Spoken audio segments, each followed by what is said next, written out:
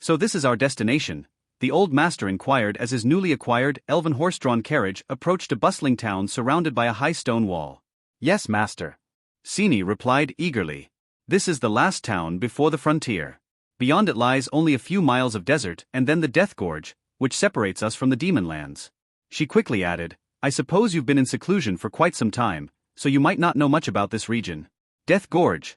He asked, raising an eyebrow. Yes, it's a massive and deep ravine that no one has ever fully explored. It spans the entire width of the continent, with only a few bridges connecting the two sides, Sini explained. It used to be the border of an ancient human empire. After that empire fell, it became the first line of defense against the demons. Although the demons have crossed it many times, overwhelming the defenses with sheer numbers, the temple has always managed to push them back. The temple? The old master asked, his curiosity piqued. Was I in seclusion for so long that the world changed this much? The Defender's Temple, Yos chimed in, is a multi-racial organization. It was originally a minor sect warning about the demon threat, but no one believed them until the demons first invaded 300 years ago. Since then, they've grown into the strongest force, repeatedly defeating the demons. If only the matriarch of the Moon Elves hadn't stubbornly refused their help, we might not have been decimated during the last breach, Yos sighed. How could someone offering help selflessly be seen as bad? Oh.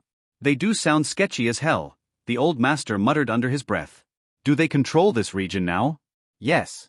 They oversee the border towns after the world's kingdoms withdrew their forces, deeming the desert not worth protecting.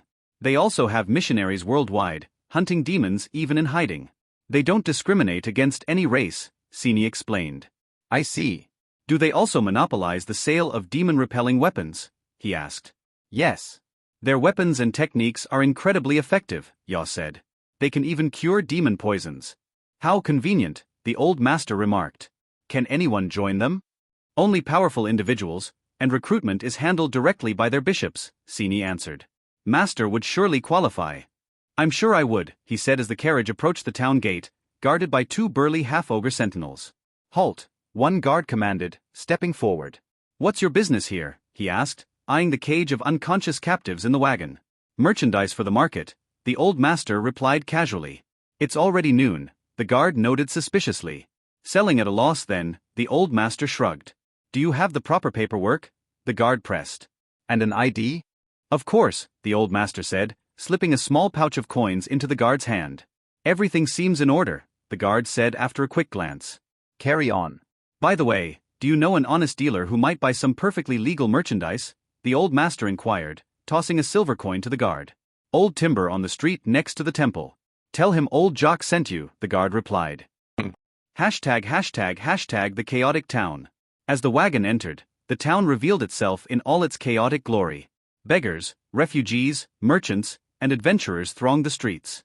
Humans, elves, dwarves, and half-breeds mingled in a cacophony of noise and activity. The town is considered safe because crime is strictly forbidden, Sini explained. Many prefer living on the streets here to the danger outside, where they risk being kidnapped and sold. But I don't see any guards, the old master observed. The temple doesn't employ guards, Sini replied. Instead, they use an artifact to detect crimes. If something happens, priests are dispatched immediately. That doesn't make sense. Selling slaves in public isn't a crime? He asked, frowning. I'm not sure. But I heard of a thief being caught this way once, Sini said. ### dealing with Old Timber. After navigating the bustling streets, the wagon stopped at a gilded storefront across from the temple. An old dwarf sat outside, smoking a pipe. Old Timber? The old master asked. Who's asking? Old Jock said you buy perfectly legal merchandise. The dwarf's eyes lit up as he inspected the unconscious slavers in the wagon.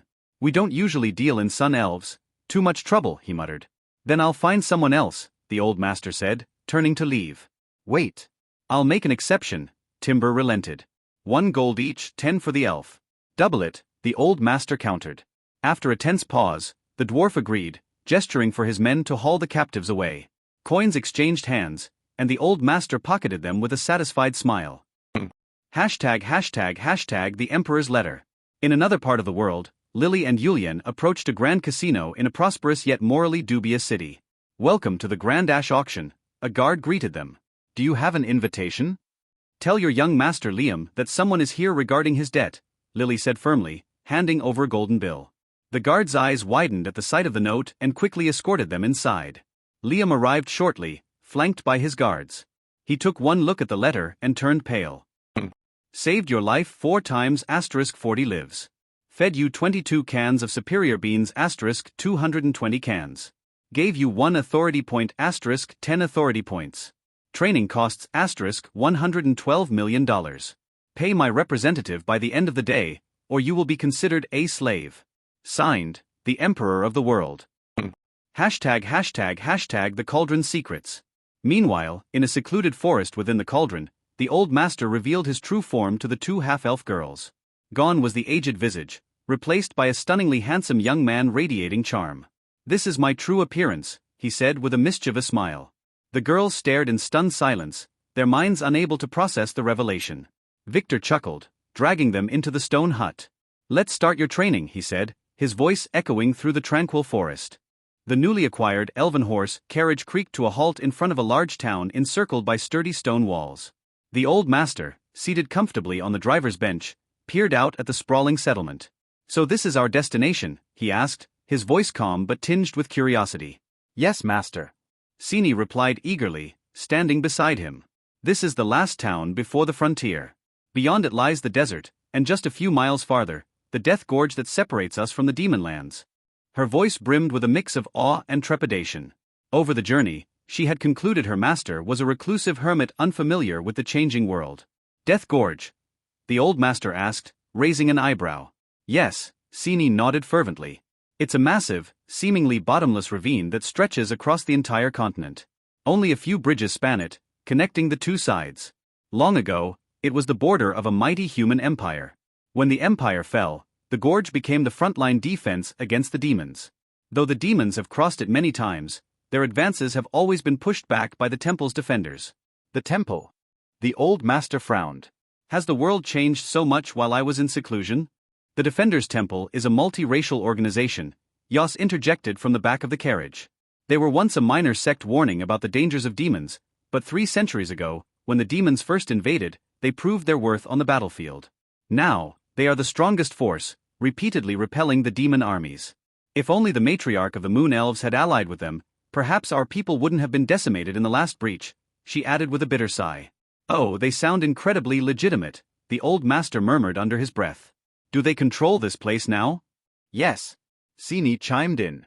After the kingdoms abandoned the desert as indefensible, the temple took responsibility for guarding these border towns. They also have missionaries worldwide, hunting demons and using their unique techniques to expose those hiding among regular folk. Interesting. Do they also control the sale of demon-repelling weapons? Yes. Their weapons and skills are highly effective against demons, Yaw said. They can even neutralize demon poisons.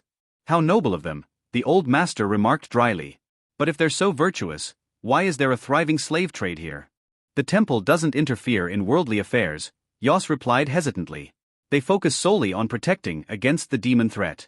How convenient, the old master muttered. Can anyone join them? Only powerful individuals, Sini answered quickly. Recruitment is handled directly by their bishops. I'm sure they'd accept master, she added brightly. The old master chuckled softly. I'm sure they would, he said as the carriage rolled up to the town gate. ####the chaotic frontier town. 2 half-ogre guards stood at the gate, their towering frames clad in battered steel armor. Their faces bore the craggy features of their lineage, and their expressions were as stone-like as the walls behind them. Slow down, one barked, stepping forward. What do you have there? Merchandise for the morning market, the old master replied with a serene smile. It's already noon, the guard said gruffly. Then I'll be selling at a loss. Do you have paperwork for this merchandise? And I'll need to see some ID. Of course. The old master reached into his pouch and handed the guard a small bundle of copper coins. Everything should be in order, he said with a knowing smile. The guard glanced at the coins and nodded. Move along. By the way, the old master added, tossing a silver coin into the guard's hand, do you know any reputable dealer for legal transactions? The guard smirked. Old Timber. His shop is on the old street near the temple. Tell him Jock sent you. Thank you, the old master said as the carriage entered the bustling town. ###a city of contradictions. The streets were alive with noise and chaos. Merchants shouted about their wares, beggars lined the alleys, and adventurers of every race roamed in search of glory. Humans, elves, dwarves, and half-breeds all mingled in this melting pot of desperation and ambition. The town is considered safe because crime is forbidden, Sini explained. The temple uses some kind of artifact to detect offenses, and if a crime is committed, priests are dispatched immediately. I see no guards, the old master remarked. Only those at the gate. The temple prefers to remain behind the scenes, Sini said. Convenient, the old master muttered as the carriage wove through the throng. And slaves are sold openly because that's not considered a crime?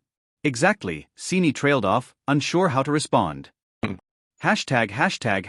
the merchant of Old Street. Following the guard's directions, the carriage arrived at Old Timber's store, a gilded building across from the imposing temple gate. An elderly dwarf sat outside on a high chair, puffing a pipe. Old Timber, the old master asked as he approached. That's me. What can I do for you? Jock said you buy legal merchandise. The dwarf's eyes glinted with curiosity as he stepped to the back of the carriage. He inspected the unconscious slavers inside and clicked his tongue. We don't take sun elves. Too much trouble. Then I'll find someone else, the old master said, moving to leave. Wait. I'll make an exception, Timber said hastily. 1 gold for each, 10 for the elf. Double it. Impossible.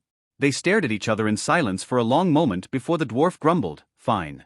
Have it your way. He gestured for his men to take the captives. ####, a hidden sanctuary.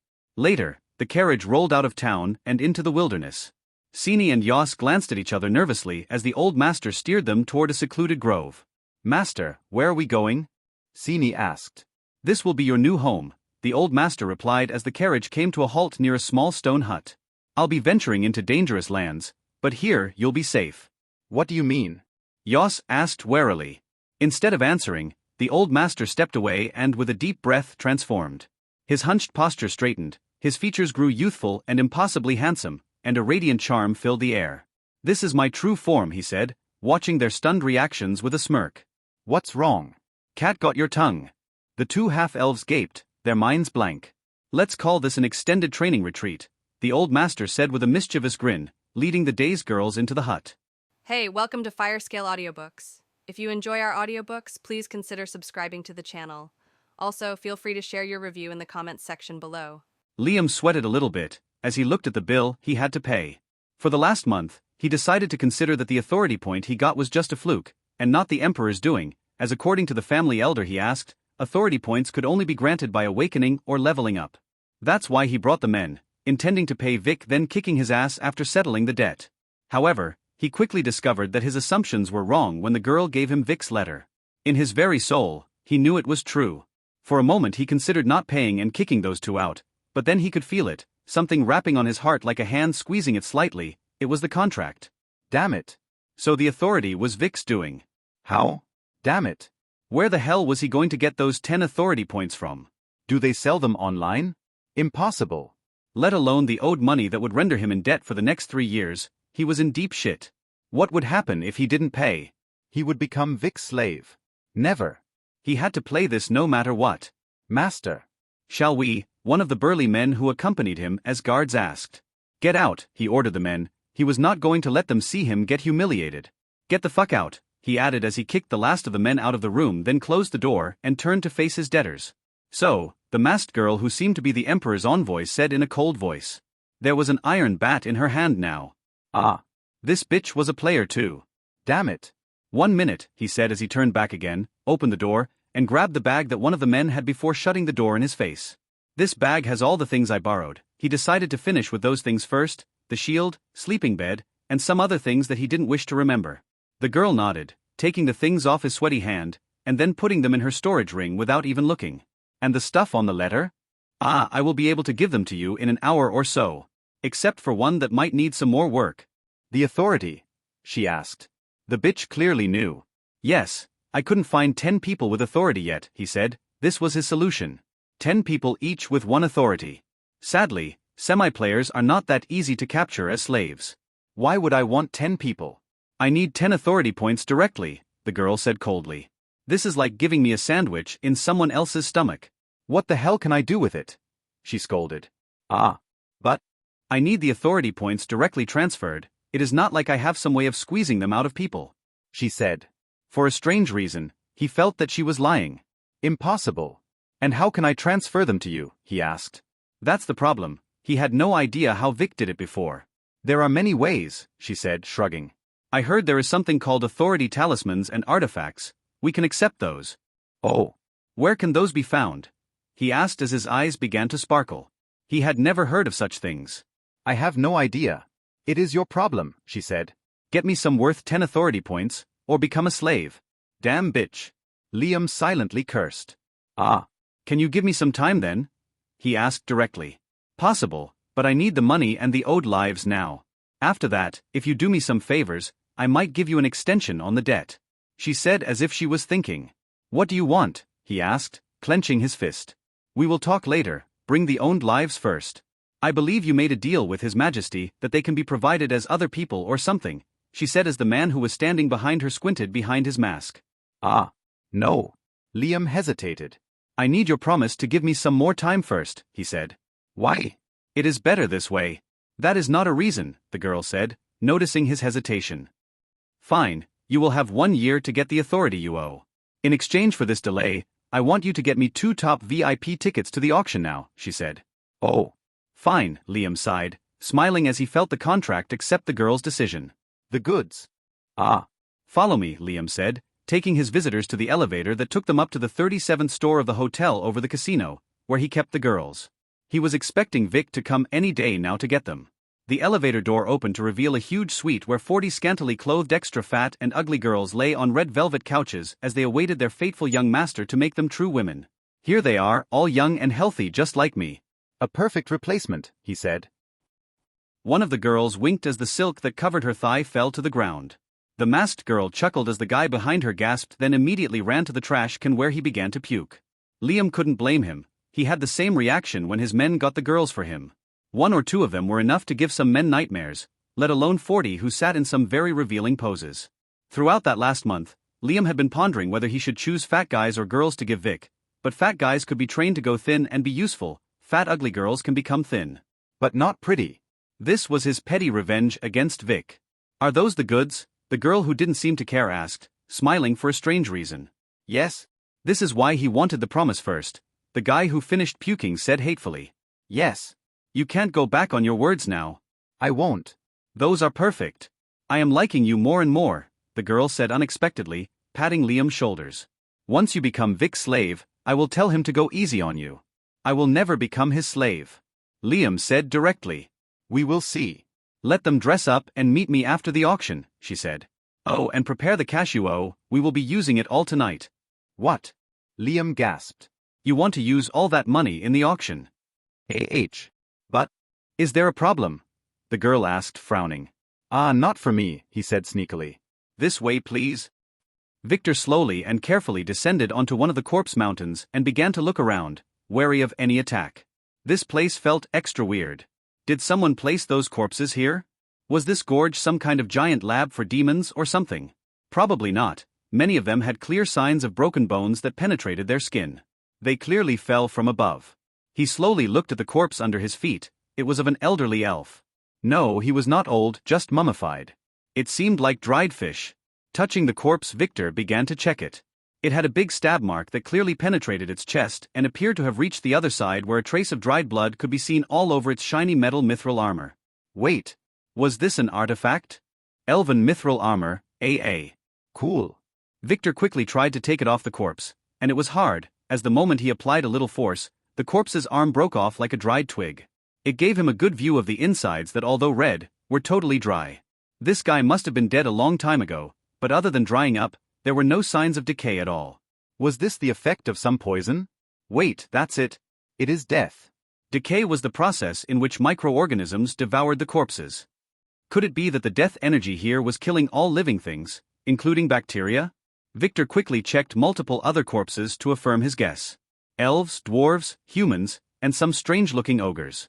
There were animals too. Some looked familiar like elven horses that fell with the broken wagons that they were dragging, and some were strange like some huge bird-like creature that had an elf riding it. He was right. All the corpses' blood and skins had long dried, and were somewhat brittle, others were rock-hard, like the corpse of a strange horned beast. This place seemed to be completely a work of nature. There was no proof of someone tampering or placing things here. Now, the question was, what should he do? No, this was not really a question. This place was a treasure trove, and treasures needed to be excavated. The question was whether the corpses only existed here under the bridge or all along the gorge. If it was the latter, he would need a few years to grab everything, as this place was huge and stretched all across the continent according to the rumors in town. Victor quickly flew up and traveled a few miles along the gorge, and as he expected, it contained traces of every battle that ever occurred above, but thankfully the corpses seemed to be concentrated only a mile or two under the bridge, and the further he traveled the corpses slowly became sparser and sparser. Most of them seemed to be either flying creatures or some beasts who slipped and fell down. It seemed that they were concentrated where battles were usually fought. As for the dead energy, it showed no signs of disappearing. On the contrary, it grew stronger as he moved to the south. The change was minute, but he could detect the change in his stamina and mana bars. Well, he didn't have much time at the moment, but he did hear there were some other bridges, so he decided to leave the task of checking them and pinpointing the death energy's origin until later. He should also check if any major battles happened near the gorge. This place was perfect to dump a few corpses. With these thoughts, Victor returned to the area under the bridge. He quickly took out his trusty cauldron and then chose one of the uninhabitable zones inside, the desert region, to fill it up with corpses. He had decided to take everything here first and dismantle them later, as this was far more efficient. Many of those corpses were wearing intricate armor and had some very impressive weapons that needed care when extracting. And whether he could still extract something extra out of those, after all, would remain to be seen. Hopefully, he would be able to use the cauldron's effect to get some useful bloodlines. Authority and skills were not an option, as those guys were long dead. Sighing at all the work he had to do, he began to just grab the corpses and then throw them in the cauldron one by one. An elf. An old dwarf. A pretty elf archer. Her corpse was well preserved and not dried like the others. It was due to a ring she had in her hand. Eternal ring, SSS. Another eternal? Maybe Alpha would like it. That girl had been avoiding taking things from him lately. Whatever. She was the type that needed to be cooked in some special method. He just needed to find a good opportunity. Another elf. A dwarf. A cat. A barrel full of some metals. He had no time to appraise around. Why were there no demons? He wondered as he worked tirelessly. Ah. Then he noticed it, under a dead elf. It was a skill book. Being small, it seemed to have slipped in between the corpses. Archery, E. Victor quickly got an idea and began to dig in one spot instead of randomly grabbing from the surface. The more he dug, the more skill books and strange artifacts he found. Seductive dance, F. Energy drain, F. Quick steps, D. Fireball, D. Steel balls, A. Telepathy, E. Disappearance, D. Triple dodge, B. Reflect, A. Silver sword, F. Libido enhancing ring, E. The place was filled with all kinds of skill books and random trinkets. Damn. Victor could slowly make a conclusion. It seemed that the demons who fell here died, then disintegrated, just like what happened on the surface. They left behind their skills as treasures. He. Ha ha ha. Victor began to laugh like a maniac. It seemed like he could fully fund his plans now. From now on, all he needed to do was to get enough toys. Ha ha ha. He was rich. Wait. He had no time to laugh. He would do it later. He had a ton of work to do for the next few days. Welcome, our dear guests. Welcome to this extraordinary auction sponsored by our prestigious Ashflint family, the old auctioneer said as Lily and Julian found their seats in the VIP balcony Liam provided. Is Victor that emperor you kept mentioning to Liam? Julian asked, ignoring the auctioneer who began some stupid introduction. Yes, we need to secretly collect allies for the reckoning, and he can't do that as a Von Weiss heir. So we invented some random personas, she answered briefly, wondering what kind of depraved persona he would be using in the other world. Lately, she was experiencing a strange weak feeling of ecstasy. She knew that this must be her sole connection to him, and this made her really wonder what the fuck was he doing. The only explanation for that feeling she could think of was Victor sneaking into some elf emperor's harem. Damn it. She quickly shook her head. She needed that sword. Oh. Then why did you give Liam a way out? Giving him 1 entire year to pay. Couldn't you have just demanded those 10 authority points straight away and made him a slave? Julian, who didn't notice Lily's mood swings, asked. His sister didn't seem to be the forgiving type. Liam is a scion. We can't corner scions, she said. What does that mean? Julian frowned. Scions. You will understand when we return to the family. Now let's focus on the auction, she said dismissively as the auctioneer presented some ceramic ducks. She was totally not interested, even when the ducks began to vibrate. What are we here for anyway? Yulian asked. Slaves. This auction happens once a year, and it is one of the biggest in the world, she answered. Ah. Is this legal? Yulian asked nervously as he looked at the audience down below. All his experiences with the police were very miserable. In this country, yes, she said. I already told you that, so don't worry. Okay, he seemed a little relaxed. Didn't you just get 40? Whatever those things were. Don't be rude. It is not their fault, she scolded, interrupting him. And, I don't mind grabbing a few more girls, especially a gem that should appear here, she said as her eyes twinkled. Who? You will see, she should be the last and best object tonight. She paused and frowned as two men stepped onto the opposing balcony. One was Liam, who was almost groveling in front of the guest whom she could only get a glimpse of before a burly bodyguard closed the blinds. Shit. What? Yulian asked. His sister's mouth was very foul. She kept hurling random curses for random reasons all the time. Someone who should not be here. This is going to be troublesome, she bit her lip. The guest was none other than Titus, Victor's cousin. That bastard didn't even care to wear a mask. He feared no one. Will this affect our plans? Yulian asked. He had no idea who this someone was. Yes, that guy will definitely be bidding for the ones we want, and Liam would probably side with him. Lily cursed. She should have delayed the payment of the debt until after the auction. But she would have missed out on the money and the VIP seats. Damn it. Then, Yulian asked. Should we back down? No. Don't worry, I already have a backup plan, as I expected someone would try to take our loot. It is just that this guy is too troublesome, she said as her mind turned fast. She could still make things work. Taking a strange-looking talisman, she pointed it at the balcony and activated it. Shit, she cursed again. What is it this time? Yulian asked as he watched the look on her face change. Those blinds have a sound distortion effect, she said as she stood up. Even S-ranked voice magnification talismans were useless if the only thing they could hear was noise. Bid casually on a few random things before I return. And try not to arouse suspicion, she told Yulian. I need to check on a few things, she said as she left the balcony in a hurry, activating her shadow cloak skill. She quickly followed the corridor until she reached the balcony where Liam and Titus should be. Making sure no one was nearby, she activated a talisman and pasted it on the door, then put her ear on it. Thankful it worked. Light had shone upon my lonely world and my... Stop with ass-kissing already, Titus interrupted. Where's Larry? I thought I asked for him. Ah, Larry is no longer responsible for the auction house here. If young Master Titus needs anything, I would be more than glad to provide it. Liam said. Is he dead? Who? Larry? If he was not dead, then why is not fucking here to welcome me? Titus asked arrogantly. Oh well. Larry left this city a week ago. I just got promoted, and he didn't like to keep working under me. He works for my big brother, Liam said. He sounded troubled. Oh, Titus frowned. So it is family drama. Not like he cared. Then what happened to the goods? The goods? Liam asked. My fucking girls. Titus flared. The one I ordered Larry to secure. Oh, Liam seemed troubled again. Oh, what? These belong to young Master Titus? Liam asked. Yes? I am very sorry, young master. The managers had no idea those were young Master Titus's goods. So, we included them in the auction. Liam said. Lily somehow felt he was lying. What? Titus flared.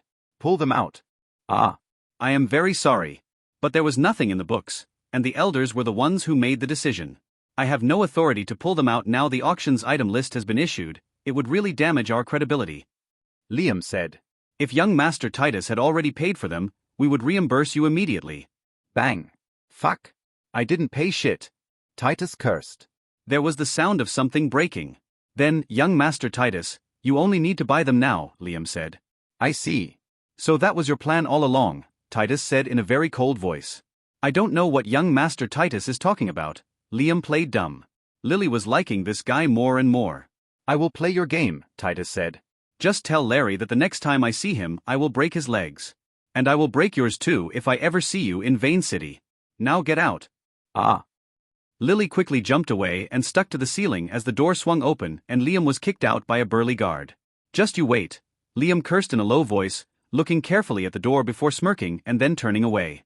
I see, Lily said as she watched him leave.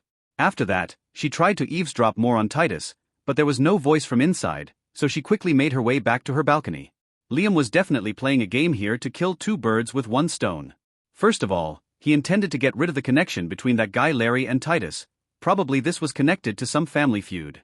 Secondly, he wanted to make Titus pay more for the goods. A lot more. Well, in the other timeline, the same thing seemed to have happened, though she was not sure how. From the report Victor was doing while investigating Titus, she remembered that it was mentioned that he bought that girl from this place. Now, it was clear why Liam seemed a little taken back when she said she wanted to participate in the auction. The bastard was now planning to make her fight with Titus to take some of the heat off himself. And maybe he had some other plans. Roy woke up and looked up at the white neon ceiling. What happened? Yes. That little girl hit him. Ah, he quickly looked at his hand. It hurt a bit, but it seemed fine. Strange, he could swear he felt his bone crack when his fist touched hers. He was probably mistaken. Ah, he quickly tried to sit up. It was painful, but nothing seemed broken. Looking around, he confirmed that he was in an infirmary bed, and to his right and left were numerous similar beds with young men and women lying on them. WTF. Most were asleep, except a few who, like him, had started to wake up. So you are awake, someone said. It was Roxy. What happened? Everyone got their asses handed to them. Roxy shrugged. You are one of the few lucky ones who managed to get a point though. Oh. What about you? Me. Roxy smirked. The moment I saw that Iris was locking the door, I ran away using the ventilation duct. Then how did you know what happened? Ah. I am a reporter, you know. I have my ways, she proudly said, making him sigh. Is it okay for you to tell me that? What if I ratted on you? He asked. You are my brother, she said, seemingly offended. That little girl was also our sister. And look what she did, he said, looking at his poor siblings. He. That would be useless. I was caught, she shrugged. Oh. Didn't they drag you back? Nope, on the contrary, she began to whisper. I was granted 10 points for sensing the danger and escaping. It was a part of the test, she said triumphantly. Oh. Good for you, he sighed again. So, do you need anything from me? He asked. He noticed that she didn't seem to care about the others. Yes. Iris is interested in you, and she wanted me to tell you a few things, Roxy said, lowering her voice. Iris? That legitimate bitch? Didn't she trick us? He asked hatefully. It is a part of the test. Listen up, after this test, each of us will be getting a chance to choose one of the legitimate heirs as our master. She wants you to choose her. Oh. A master? Yes. Apparently, we still can't enter the family without the right bloodline, so after the awakening ceremony, they are creating a new rank for us, guardian heirs. It is above that of outer heirs and just slightly below that of inner heirs. Oh, Roy didn't sound impressed. To guide us after that, we must each choose a master who is an inner or elite heir. Iris wants you to choose her. Roxy said. Is she sure I will survive this test? He asked. She read your file, and she likes you regardless. If you fail, she will make sure to hire you in her mall, Roxy said. You are going to choose her? I am not sure yet. But I like her a ton more than the others I met, Roxy said. And she had a really sad story. She was just like us until a few months ago. Oh. Are our other supreme legitimate brothers here? He asked rudely. Don't let them hear you phrase it like that, and yes, some of them. They are called Rex and Max. She sighed. You don't like them? You will know when you meet them. Now focus on recovering, Roxy said, patting Roy's shoulder before she left. He sighed and relaxed on his bed. Then he sat up again. Can I help you? One pretty nurse asked. I need to go to the restroom, he said as he prepared to stand up. Ah. Let me help you, she said in a seductive voice.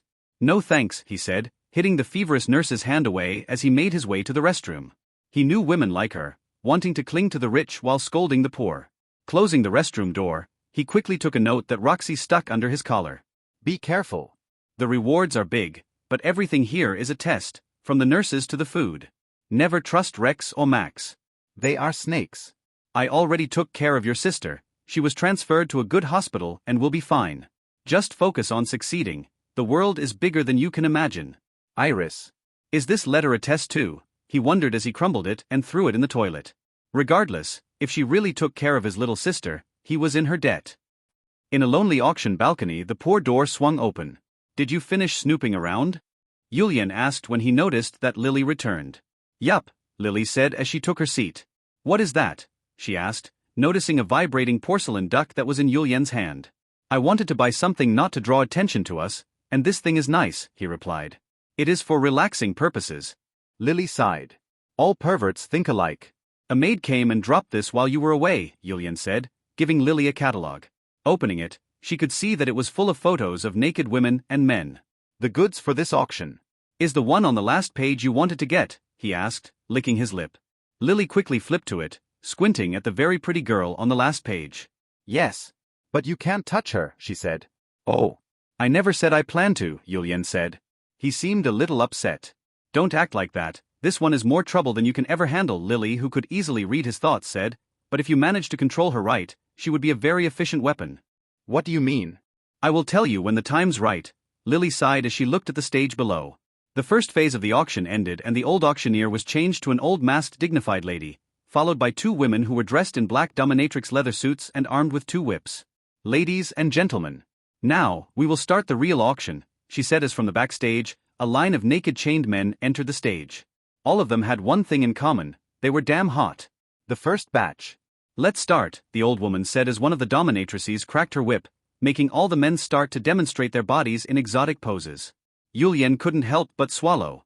Those guys were big. Tisk, Lily clicked her tongue and shook her head. Pathetic. They should be ashamed of themselves instead of showing off like this, she said as she relaxed in her seat. Compared to Victor, those guys were nothing. Yulian didn't really get what she meant. He just kept his silence, being a little thankful that his sister was not reacting like some ladies in the audience who began to fight over the men while drooling. Soon enough, the amount of money that was thrown around became mind-numbing. Yulian, who lived most of his life in poverty, could only sigh. Maybe he should have really sold his body to some rich lady instead of suffering in the back of the Allies. Next, the old woman said as the first batch was sold. A line of pretty girls in some very revealing clothes and chains entered the stage. The whip cracked again, and the reluctant girls began to do as the men, exposing themselves in various poses. This is disgusting, Yulian said righteously, though his eyes that were about to pop out betrayed him. Why even bother trying? Lily sighed. A man has to always stand on the side of justice, he said. Whatever, she sighed. This was the main difference between her brother and Victor. The former has a sense of justice, the latter would sleep with Lady Justice and then cheat on her the next morning. No, that's wrong. Victor never really cheats. It is not cheating if everyone knew he was collecting a harem. Damn it. Let's start with number 11. A fair 19-year-old maiden from the southern marches was sold to repay her father's debt. The old lady began explaining. The minimum will be 1 million. Mother, everything is ready. The barrier will be deployed as a part of the protection formation. Theodore, who arrived at the secret base, said as soon as he entered Anne's office. All we need to do now is to await the 0 hour, he added, taking a look at Mike, who was busy helping his grandmother to review some files. Good, she said, taking out a pipe from her storage ring and then lighting it. Anything wrong? She asked, noticing his troubled look.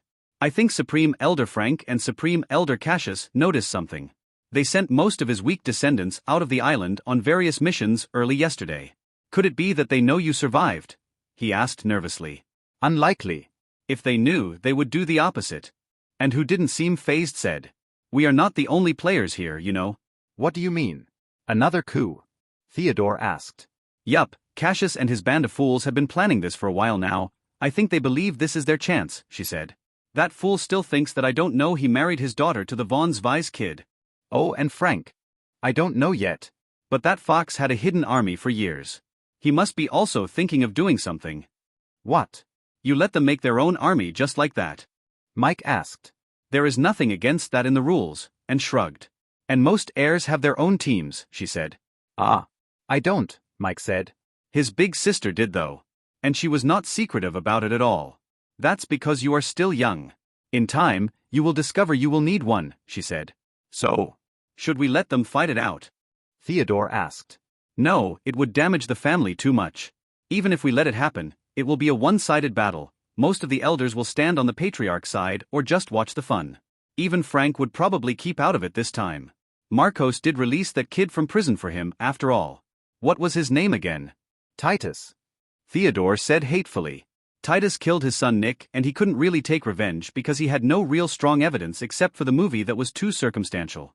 And in the end, Titus didn't order the guy to kill Nick, he wanted him to target Victor, which was almost impossible to prove. And even if he managed to convict him somehow, the family rules didn't consider an inner heir killing an illegitimate capital crime. At most, Titus would suffer a little punishment. Yes. That's the one. I remember he holds a grudge against Victor. Be sure to send someone to look over his family. and said dismissively. I already did the moment I heard Titus was out, Theodore said. Is there any news about Victor? He asked. His life jade is fine, so he should be too. And said. And that kid is more resourceful than you can think, she added. I know, Theodore sighed. Do we know what exactly happened down there? He asked. The talisman he used should have been something very strong. It managed to close the dungeon's gate but not before sucking Victor and Bruno in, and said. According to the protectors, the gate will open again sooner or later, but it will be somewhere else. Unconquered dungeons always respawn. That's how they said it. We can only pray for his safety at the moment, she added. I know, Theodore sighed again. Victor was lately becoming his favorite son. How is the test in your house? She asked. It is perfect. I brought Rex along as a smokescreen, he said. Mike and Alice should join them after the purge. Perfect. No one should know that the guardian heirs are destined to be the family's new power, she said with an evil smile. Let those idiots think that this is just some side project of yours. Yes, I am also hoping that whoever was manipulating Rex would make a move. Theodore nodded. True, and sighed. The family was more infiltrated than she thought. Thanks to the info in the ancestors' diary, now we will be able to tell those who have a problem in their practice. And from that, we might be able to get some spies. Yes. I hope Mother gives this credit to Victor when he returns, Theodore said, squeezing his fist. You don't need to worry about that. I know what he wants most, she said looking at Mike. Victor wanted shade, and she planned to give him just that. You can go now, she said, puffing some pink-colored twirly smoke from her mouth as she ordered Theodore to leave. He didn't. Mother. Can I ask you a question? Theodore asked. She sighed as if she knew what was coming. Ask, she said. Who is my real father? Theodore finally asked, making Mike, who was busy, look at his father and then at his grandmother, who seemed to be expecting this question. I don't know, she answered truthfully. What? Both Theodore and Mike asked at the same time, not expecting her to answer in a way a prostitute would do when her child asked about his father. With how many men? Ouch! Theodore screamed in pain as she threw her pipe at him, hitting his head. Idiot. I didn't mean that I don't know who. What I meant was that I don't know much about him, she said as she grabbed the pipe Theodore brought back to her like a puppy. I met him while exploring a ruin, the deep swamp in the south of the continent. I was injured back then and he saved my life. The moment we laid eyes on each other, we just couldn't resist the attraction we had. At first, both of us were very reserved as we began to travel together, but one day while being cornered by a swarm of giant mosquitoes, being at the brink of death, we began to kiss. Mother. Please spare me the details, Theodore interrupted her. Anyway. In the end, we survived after throwing ourselves in a river and then spending an eventful night at a cave, our bodies tangling under the campfire's light. Mother. You are no fun, and who was messing with Theodore on purpose sighed. Anyway. I only spent 1 week with him before we had to separate when he saved my life from a swarm of giant ants, telling me to keep running as he stood in their way, she sighed. Oh. Then. Is he dead? Theodore asked. He is alive, and said, taking an ominous-looking black-colored bell from her storage ring. This simple artifact is connected to him. The moment it becomes gold, it would mean he is dead, she said, glancing at the bell and then putting it back. All I know about him is that his name is Octavius, and he seemed to be a prince of some other world. Another world? Mother. Perhaps were you scammed? Shut up, she scolded. It is true. He was not a human. What? Both Mike and his father asked at the same time. When he activates his powers, he gets 2 long horns and his eyes turn black. He told me he was a dragonkin, and according to him, the deep swamp ruin we were in connected his world to ours, she said casually. When I returned to the family back then, I discovered that I was pregnant with you, and the rest is as you already figured out. Mother. I don't have horns, Theodore said, touching his forehead. Mike did the same. Of course you don't. I was wondering about that too, she sighed. In the past, I had no idea what this meant, but after reading the diary, I think it has something to do with bloodlines. You need to fully awaken your bloodline to get those. But I am not sure of the method, she added. The family's bloodline had always been a mystery, and while they knew it came from dragons and that it gave them superior skills, until recently they didn't have a full framework to understand how it. Grandma. I awakened my bloodline, Mike suddenly said. You did what? Both and Theodore asked at the same time. It happened in the last dungeon I cleared. Inside there was this strange scorpion monster that stung me. I almost died of poisoning, he sighed. Back then I hid myself in a cave and took some antidote pills, then slept. The next thing I knew was that the dungeon was cleared and I was out. It took me a few days to notice it in the system log, but there was an entry, bloodline awakened, in it. Why didn't you report that? Theodore added. Was it that dungeon in the desert? Yes, father. You are the one who always tells us to keep our strengths a secret, Mike said, making Theodore look away. And I did consult Alice, and she seemed to have awakened hers too, he added in a low voice. What? Both of them asked again. She told me it happened in the sect. They have a tool to awaken bloodlines. Ah. And she also told me to keep this a secret, he said nervously. Oh. Then don't speak about it. And scolded with a smile. Extreme danger and experiencing death sometimes causes awakening, she nodded, remembering the diary. How does awakening feel? Theodore asked. Ah.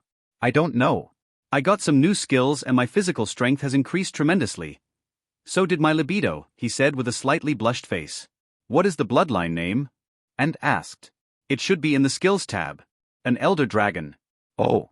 This is the von Weiss bloodline, not that guy's, she sighed, seemingly disappointed. According to the diary, the higher the bloodline is the stronger it is to awaken it. Some bloodlines also have stingy requirements. And awakening has degrees. Your bloodline might not have fully awakened as according to the diary you should be able to get flight ability, she pondered. Oh, Mike frowned and nodded. Alice said the same. You think that Guy's bloodline is stronger than that of our ancestor? Theodore asked. Call him father, she scolded. And yes, the protectors confirmed it by feeling it in your body when you were born. Higher bloodlines had ways to overpower and subdue lower ones. I still remember how my blood boiled and how my entire existence wanted to prostrate in front of him when he looked at me with his dark eyes while flexing his muscles, she said as she reminisced with a blushed face. Mike was disgusted. His father on the other hand had different thoughts. He froze as he remembered how he felt when Lara looked at him a few days ago. It was the same feeling and described. Maybe he should test her strength a bit more and see what she can do. Hey. The auction hall got noisy again as the two masked occupiers of Balcony 4 got another girl. Were they sponsoring a new brothel or something, needing all those pretty girls? How many clients would the girls need to sleep to recoup their cost? Can they be clients too? Do they accept female clients? Would they be able to afford it? How much would an hour cost? How about 10 minutes? The audience, who totally got the wrong idea, had many questions, but sadly no answers. Finally, we present number 71, the auctioneer said. The dominatrix cracked her whip and a very pretty girl dressed in a red revealing dress entered while shaking, her face down, hidden by her long golden hair. Her hands covered her private parts that the dress she wore made sure to not cover. On her bare arms and legs, many signs of abuse could be spotted, despite being well hidden with makeup. Face up, bitch. The dominatrix slapped the girls but, making her look up at the audience and reveal her exquisite beauty. Biting her lip, she unwillingly walked with bare feet toward the center of the stage. About 95% of your beauty, Julian said as his drool seeped out of his mouth. He felt sorry for the girl, yet for some reason she seemed to invite a primal instinct inside of him, making him want to see her suffer more. Lily ignored him. Her bastard brother had just reinvented the scale Victor had been using lately. She was not against it as the scale never really went above 100. And if it ever did, she would just release her bloodline and set a new limit. As for the girl, she was the one she was looking for, one of the 4 demonesses of the world, Alicia the Jinx. A girl that required legions after legions to defeat. Although she was not sure, Lily firmly believed that Alicia, like Nova, was a dark scion.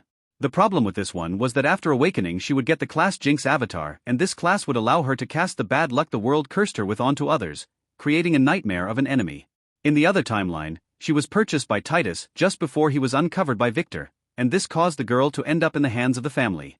After that, Lily was not sure what happened, as all her knowledge came from rumors and speculations, but she seemed to have ended up as a plaything for one of the elders, probably Titus's father or uncle. She stayed there in misery right until the day of reckoning when she became a player, learned how to use her skills, and planned her escape. About 3 months later, using a chance when the von Weiss family was holding a ceremony, she seemed to have gone into action. Although no files remained explaining what happened, the results were known. That elder who abused her and his entire lineage was killed. 50% of the family was decimated after the main volcano exploded. She used the chaos to escape. All of the family agents who tried to capture her after that were severely injured or dead, most due to falling off stairs or biting their own tongues by accident while telling her to stop. 2 of the family protectors who went to stop her seemed to have also suffered some cursed luck and ended up injured. Sadly, no files went into any specifics. After her escape, the family was probably unable to pursue her due to the state of the world at that time. And they themselves had to face their own tribulation a few weeks after that. The next time she appeared it was with Caspian as one of his demonesses. Now this girl was going to be hers. This one is our finest piece, although she has changed hands 3 times already, it is still in high demand, searching for the owner who could really make her shine. The auctioneer said, the one and only, Princess Alicia from the Brown Mountain Kingdom. After she tried to kill her father the king, she was stripped of all of her royal rights and is now a prime example of royal disgrace, the old lady said. We will start with $15 million. The price was cheap for a princess, but she was already considered used goods at this point. $20,000,000, Lily bid directly. As expected, no one followed, not even Titus, who discovered Liam's plot. During the auction, she proved that she had enough money to get what she wanted, and the 3 guys who were bidding against her half an hour ago suddenly disappeared one by one as their balconies lay silent. 20 million of the owner off balcony 4. The old lady sighed. 3-2. 23 million, one guy said. He was on the adjacent balcony. 24,000,000, Yulian replied. His sister was no longer with him. 25,000 ARD. What? The auctioneer asked. There was no reply. 25,500,000. Yulian bid again, sighing inwardly at his sister's actions. The girl was really scary. 25,500,000 for balcony 4. Anyone else? She asked. Then 3, 2. 1 lot 71 goes to balcony 4, the auctioneer announced just as Lily reappeared on the balcony behind the curtain, cleaning the blood of her trusty particularly shaped dagger.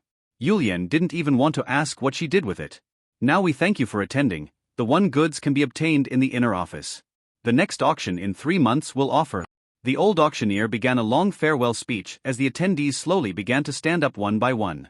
Should we leave now? Yulian asked, then was interrupted by a maid knocking on the door and then entering. Did you prepare the goods? Lily asked. Yes. As young Master Liam instructed, they are already in the truck in the underground parking lot, the maid said. Perfect, Lily smiled. You can leave. I will follow in a second, she told the maid, who bowed and then left. What? Yulian asked. Guard the door. Stay by it at all times, she told him. Oh, Yulian nodded, then quickly ran toward the door as his sister closed her eyes and then opened them again. Her irises seemed to have turned golden and were shining with a strange light. She began to look around the room, frowning. She took out a ring and put it on the balcony's coffee table. She moved it around, then removed it and placed it on the ground, right under the couch. She nodded as she slowly took out her trusty metal, but then struck with all her power, aiming at the couch. The bat seemed to have hit something in midair right in front of the couch. Yulian frowned, watching Lily step back, then close her eyes as the bat in her hand slowly turned into ashes. She opened her eyes, which were back to normal 1 minute later. No, they were not normal. She was bleeding from them and from her ears and nose. Sister. Yulian wanted to run to her and help. Stop. Don't step on the rug, she said in a weak voice. She slowly managed to move to his side with difficulty, then grabbed onto his shoulder for support as she took a healing pill. What's wrong? He asked in a worried voice. Just overdrafting my new skills, she sighed. Let's go. It is time to fool some idiots, she said in a tired voice. There was only a 60% chance, but hopefully it would work. The dining room prepared for the illegitimate heirs was huge. It had 10 rows of tall tables where all the half-brothers and sisters sat down for their dinner. Their bodies were wrapped with bandages and their eyes were listless after a long tiresome day of tests after tests. It was like the legitimate heirs were competing with each other on who would torture them more. These legitimate heirs were even here, sitting above everyone else on an elevated high table. They were Iris, Lara, Rex and Max, who, unlike his skinny brother, had a large build and slanted eyes. Between all of his brothers, he was the most similar in looks to Theodore, and that seemed to be intentional as he made sure to keep his hair tightly combed and grew a light beard like that of his father. Did father say when he will return? Max asked as he put a piece of the mutton in his mouth. Yes, master had just sent a note. Due to complications in the family, he will be here in a week. George, who was standing to the side as a butler should, answered calmly. Good. Max nodded. Is there news about my brothers? He asked. He heard from his butler that there was an incident in the mines and several elite heirs went missing. This was all the information he could get because of his rank. Not yet, George said. I see, Max swallowed. What about Luke? Will he also get to create a team out of those guys?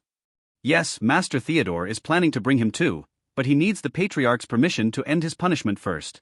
George explained. Luke and John will get a chance here too. Oh. Mother had been worried sick about him, Max signed. Yes. True, Rex nodded. Max, someone suddenly said, it was Iris. She met Max for the first time this morning and she didn't like him one bit. Oh. Sister Iris, what can I help you with? He asked with a smile. Why did you go so rough earlier? Didn't you read your father's letter? Our mission was to just test their characters and grill them to enhance their physical strength. You went too far, she said angrily. It seemed like she had been holding this for some time. As soon as Max entered the mansion in the morning, he began to arrogantly torture his half-brothers and sisters in the name of training and testing them. He forced a few poor guys to strip, carry weights, and run under the sun in the afternoon, and at sunset he forced a few sisters to jump in the pool naked after filling it with ice, leaving them there for an entire hour while sitting above and sipping drinks. Most of the ones you tested are in the infirmary. Even with healing pills, they will need 3 days to recover. Sister. Without tough tests, how can they call themselves a Von Weiss? Max said. You might not understand this growing up outside with the commoners and such, Max said, casually humiliating her. Here we value rank above all else, and we need to grill obedience into their bones, he chuckled. And as long as I am following the rules, I can do whatever I want. I know the rules perfectly well. She spat. She couldn't wait for Alice or Victor to come here and kick his ass. As elite heirs they had the capacity to do that, following the family rules.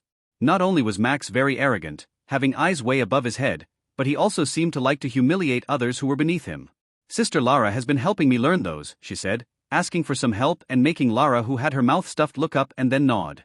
Oh, Max frowned, looking at Lara. Sister Lara, I heard that you tested some of our illegitimate brothers yesterday, he said. I heard you fought with them in 1-to-1 matches and managed to defeat all of them, he added, inspecting her with a smile that Iris didn't like at all. Lara swallowed, then wiped her mouth with a napkin. Yes, esteemed brother. They were very weak. Oh yes, those bums are not even fit to work as cannon fodders, he sighed. I heard Rex no longer taught you. Is the esteemed father teaching you directly nowadays? He asked curiously, glancing at Rex, who seemed a little nervous. Yes. Lara nodded with a smile as the little maid behind her whipped her mouth and then casually shot Max a disgusted look, making him feel like an insignificant insect. Wait. No. She was smiling. It must have been his imagination. Did he teach you some new martial art? Max asked, making both Rex and Iris turn and look at Lara. They were curious about this too. Most of the Von Weiss legitimate heirs are way stronger than older average humans. They were on par with world-class athletes, even before their awakening due to their bloodline and family secret arts. Still, this had limits. Lara had displayed some strength that went beyond the family standards for someone her age and build. Ah. Lara hesitated. Father told me not to say, she said, biting her little lip as she looked down. She seemed to really want to answer her esteemed brother's question but didn't dare to. I see. It's okay, Max said. He seemed to have confirmed his guess from her reaction. Then how about a little spar with Rex to see how proficient in the family arts you had become? He asked, nodding to Rex, who as her former teacher, would be able to tell a few things. Ah, Lara hesitated. She began looking at Rex and then at Max again. Iris did hear that Rex seemed to have thought Lara wrong before and was punished by their father. So, like others, she presumed this was the reason for her hesitation. It will only be a friendly match. And we will let our illegitimate brothers and sisters see our family's art in its full glory. Max said. Ah, but... Okay then, Lara accepted nervously after a little pause. Max didn't notice it, but Iris, who was sitting to the right of Lara, did.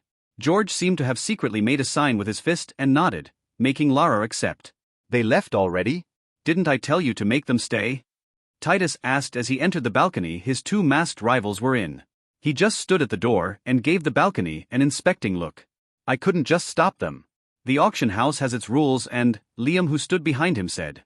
Enough with the bullshitting, don't think I don't know what you are plotting. Titus, who didn't even care to look at Liam, interrupted him. He firmly believed that those guys worked for Liam, or they wouldn't have only bidding on the girls he wanted. He expected those mysterious buyers to meet him after the auction and demand a bigger price. And was going to corner them here. Who knew that they would escape beforehand. This indicated that they were going to hide the girls and then trade with him through an intermediary agent. This was a smart move. That was if they had the capacity to pull it off. I don't understand what young Master Titus means. Liam played dumb. Enough. I want the recordings of what happened in this room. Ah. Young Master. Our VIP rooms have no recording devices. Liam apologized again. Titus knew he was lying, but he had no evidence. Still, if those guys were Liam's agents, the recordings would most likely be useless. What transportation did they use? I want their vehicle's description. Don't tell me you don't have that. Titus said coldly. Ah yes, I did, but they didn't take it and left directly through the back door, Liam answered. Finding it strange that Titus did not seem angry. What? Titus turned to look at Liam. Are you telling me they left on foot with a group of naked slave girls? Yes, that masked girl made them wear some cloaks that she brought with her, Liam said, hiding the fact that she had a storage ring. He didn't want Titus to back away now. He wanted them to fight with each other. Oh. I see, Titus said as he quickly sent a message to his agent to intercept them. His plan to intercept the vehicle silently couldn't be implemented, but this situation was way better. Kidnapping people off the streets was his agent's usual line of business. Young Master Titus. Why are you here? Shouldn't you be going after them? Liam asked nervously. I already ordered the family team to grab them. Although they might hide like rats, they would never be able to leave the city, he said casually, watching Liam's panicked expression. His phone rang. Titus smiled as he answered. His agents must have already apprehended them. They couldn't have gone that far on foot. Chloe. Was it done? Titus asked the other party, smirking at Liam. Sorry, young master. It was a little inconvenient to make a move. And it is already too late, a girl sounded from the other side. What do you mean? Titus asked. Did they have the support of some? Not anything like that. It is just that the family rules forbid us from making a scene in public, the woman quickly replied. I already sent you a video of what happened, Chloe replied. Titus quickly flipped his phone and opened the video his subordinate sent. Liam, who was behind him, secretly extended his short neck to take a look. Women to rule. Free women. We have the right to strip. Down with the king. Fuck the king. We want democracy. Men are animals. Men should be kept in cages. Long live the Empress. In the video, Titus watched as the girls from the auction, along with some very disturbing-looking fat girls, held large signs and were protesting in the middle of a large street a few blocks from here. They were demanding the end of the monarchy and equal rights for all women. Then they began cursing at men and hailing for some empress. Exactly 2 minutes into the video, the girls were surrounded by a myriad of police cars, from which burly men stepped down with wooden cudgels and began hitting the girls before arresting them, and then transporting them into a prison truck. The entire process took less than 3 minutes. So this is our destination? The old master inquired as his newly acquired elven horse-drawn carriage approached a bustling town surrounded by a high stone wall. Yes, master. Sini replied eagerly. This is the last town before the frontier. Beyond it lies only a few miles of desert and then the Death Gorge, which separates us from the Demon Lands. She quickly added, I suppose you've been in seclusion for quite some time, so you might not know much about this region. Death Gorge? He asked, raising an eyebrow. Yes, it's a massive and deep ravine that no one has ever fully explored. It spans the entire width of the continent, with only a few bridges connecting the two sides, Sini explained. It used to be the border of an ancient human empire. After that empire fell, it became the first line of defense against the demons. Although the demons have crossed it many times, overwhelming the defenses with sheer numbers, the temple has always managed to push them back. The temple? The old master asked, his curiosity piqued. Was I in seclusion for so long that the world changed this much?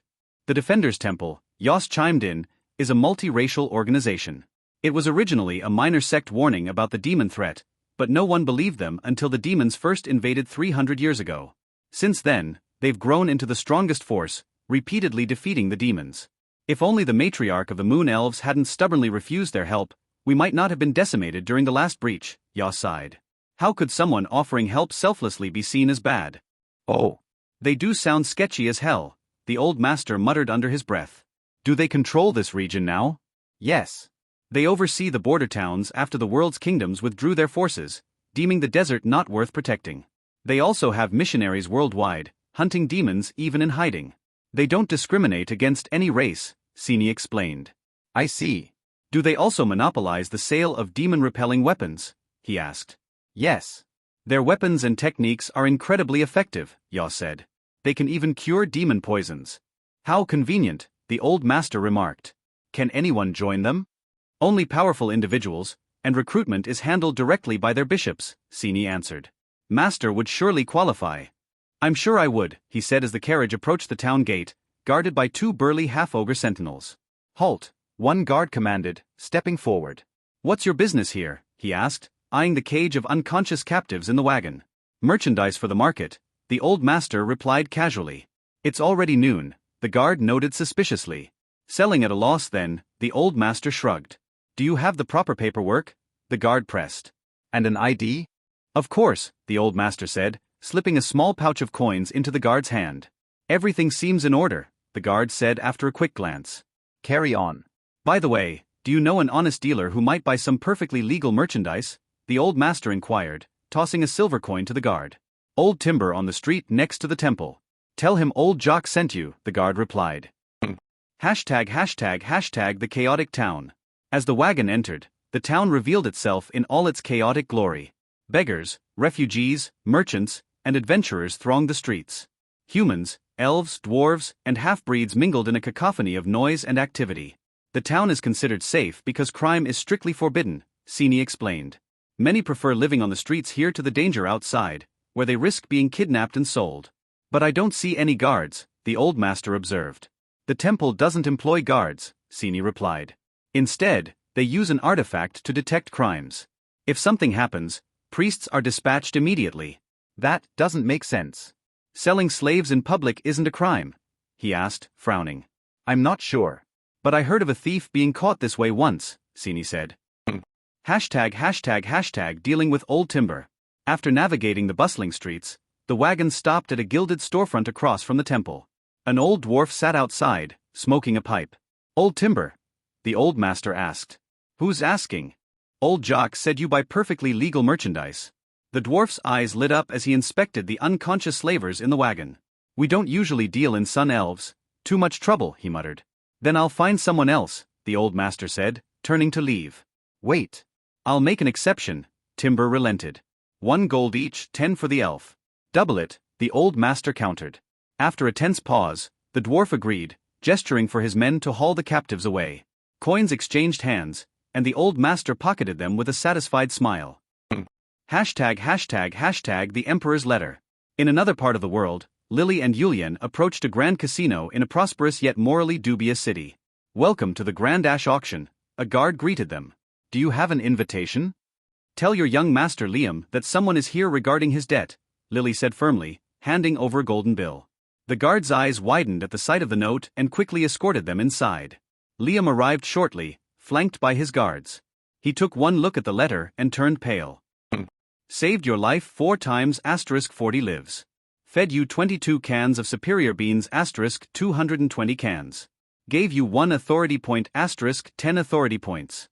Training costs $112 million. Pay my representative by the end of the day, or you will be considered a slave. Signed, the Emperor of the World. #### the Cauldron Secrets. Meanwhile, in a secluded forest within the cauldron, the old master revealed his true form to the 2 half-elf girls. Gone was the aged visage, replaced by a stunningly handsome young man radiating charm. This is my true appearance, he said with a mischievous smile. The girls stared in stunned silence, their minds unable to process the revelation. Victor chuckled, dragging them into the stone hut. Let's start your training, he said, his voice echoing through the tranquil forest. So this is our destination, the old master inquired as his newly acquired elven horse-drawn carriage approached a bustling town surrounded by a high stone wall. Yes, master. Sini replied eagerly. This is the last town before the frontier. Beyond it lies only a few miles of desert and then the Death Gorge, which separates us from the Demon Lands. She quickly added, I suppose you've been in seclusion for quite some time, so you might not know much about this region. Death Gorge? He asked, raising an eyebrow. Yes, it's a massive and deep ravine that no one has ever fully explored. It spans the entire width of the continent, with only a few bridges connecting the 2 sides, Sini explained. It used to be the border of an ancient human empire. After that empire fell, it became the first line of defense against the demons. Although the demons have crossed it many times, overwhelming the defenses with sheer numbers, the temple has always managed to push them back. The temple? The old master asked, his curiosity piqued. Was I in seclusion for so long that the world changed this much? The Defender's Temple, Yos chimed in, is a multi-racial organization. It was originally a minor sect warning about the demon threat, but no one believed them until the demons first invaded 300 years ago. Since then, they've grown into the strongest force, repeatedly defeating the demons. If only the matriarch of the Moon Elves hadn't stubbornly refused their help, we might not have been decimated during the last breach, Yos sighed. How could someone offering help selflessly be seen as bad? Oh. They do sound sketchy as hell, the old master muttered under his breath. Do they control this region now? Yes. They oversee the border towns after the world's kingdoms withdrew their forces, deeming the desert not worth protecting. They also have missionaries worldwide, hunting demons even in hiding. They don't discriminate against any race, Sini explained. I see. Do they also monopolize the sale of demon-repelling weapons? He asked. Yes. Their weapons and techniques are incredibly effective, Yaw said. They can even cure demon poisons. How convenient, the old master remarked. Can anyone join them? Only powerful individuals, and recruitment is handled directly by their bishops, Sini answered. Master would surely qualify. I'm sure I would, he said as the carriage approached the town gate, guarded by 2 burly half-ogre sentinels. Halt, one guard commanded, stepping forward. What's your business here? He asked, eyeing the cage of unconscious captives in the wagon. Merchandise for the market, the old master replied casually. It's already noon, the guard noted suspiciously. Selling at a loss then, the old master shrugged. Do you have the proper paperwork?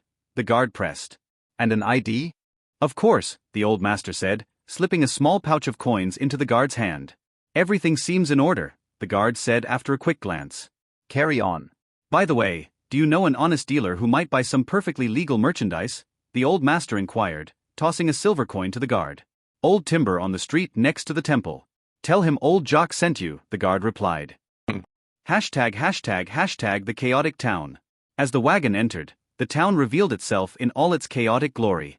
Beggars, refugees, merchants, and adventurers thronged the streets. Humans, elves, dwarves, and half-breeds mingled in a cacophony of noise and activity. The town is considered safe because crime is strictly forbidden, Sini explained.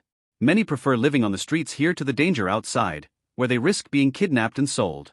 But I don't see any guards, the old master observed. The temple doesn't employ guards, Sini replied. Instead, they use an artifact to detect crimes. If something happens, priests are dispatched immediately. That doesn't make sense. Selling slaves in public isn't a crime? He asked, frowning. I'm not sure. But I heard of a thief being caught this way once, Sini said. #### dealing with Old Timber. After navigating the bustling streets, the wagon stopped at a gilded storefront across from the temple. An old dwarf sat outside, smoking a pipe. Old Timber? The old master asked. Who's asking? Old Jock said you buy perfectly legal merchandise. The dwarf's eyes lit up as he inspected the unconscious slavers in the wagon. We don't usually deal in sun elves. Too much trouble, he muttered. Then I'll find someone else, the old master said, turning to leave. Wait. I'll make an exception, Timber relented. 1 gold each, 10 for the elf. Double it, the old master countered. After a tense pause, the dwarf agreed, gesturing for his men to haul the captives away. Coins exchanged hands, and the old master pocketed them with a satisfied smile. #### the Emperor's letter. In another part of the world, Lily and Yulian approached a grand casino in a prosperous yet morally dubious city. Welcome to the Grand Ash Auction, a guard greeted them. Do you have an invitation? Tell your young master Liam that someone is here regarding his debt, Lily said firmly, handing over a golden bill. The guard's eyes widened at the sight of the note and quickly escorted them inside. Liam arrived shortly, flanked by his guards. He took one look at the letter and turned pale. Saved your life 4 times *40 lives. Fed you 22 cans of superior beans *220 cans. Gave you 1 authority point *10 authority points. Training costs $112 million. Pay my representative by the end of the day, or you will be considered a slave. Signed, the Emperor of the World. #### the Cauldron Secrets. Meanwhile, in a secluded forest within the cauldron, the old master revealed his true form to the 2 half-elf girls. Gone was the aged visage, replaced by a stunningly handsome young man radiating charm. This is my true appearance, he said with a mischievous smile.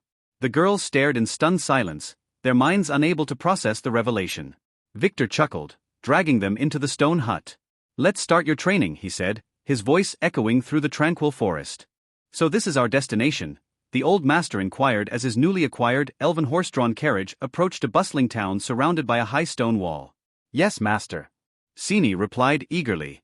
This is the last town before the frontier. Beyond it lies only a few miles of desert and then the Death Gorge, which separates us from the demon lands.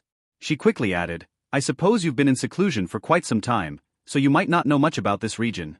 Death Gorge? He asked, raising an eyebrow.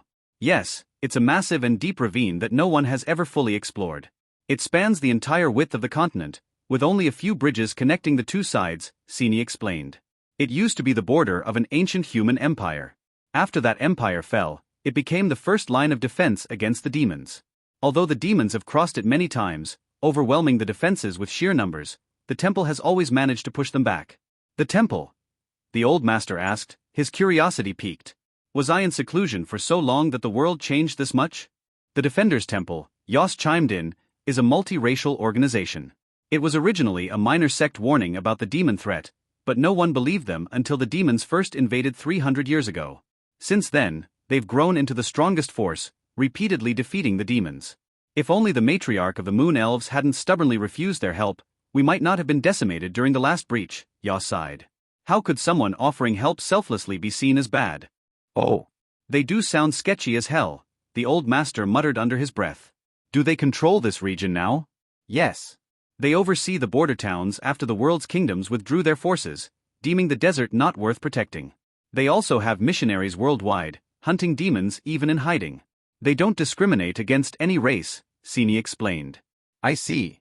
Do they also monopolize the sale of demon-repelling weapons? He asked. Yes. Their weapons and techniques are incredibly effective, Yos said. They can even cure demon poisons. How convenient, the old master remarked. Can anyone join them?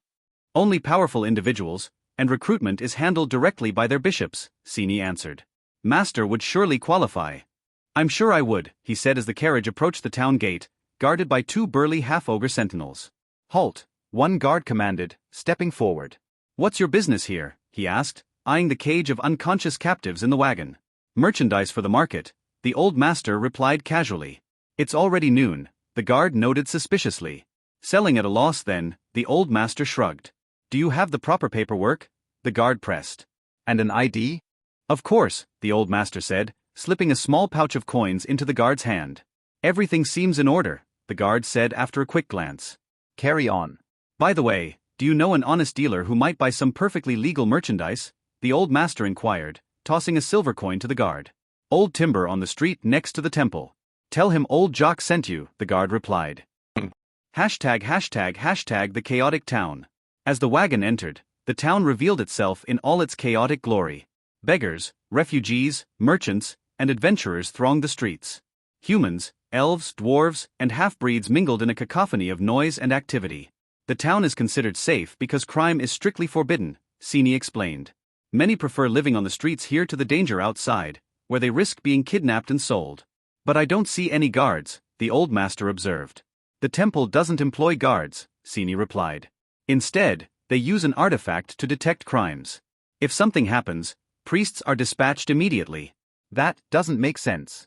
Selling slaves in public isn't a crime? He asked, frowning. I'm not sure. But I heard of a thief being caught this way once, Sini said. #### dealing with Old Timber.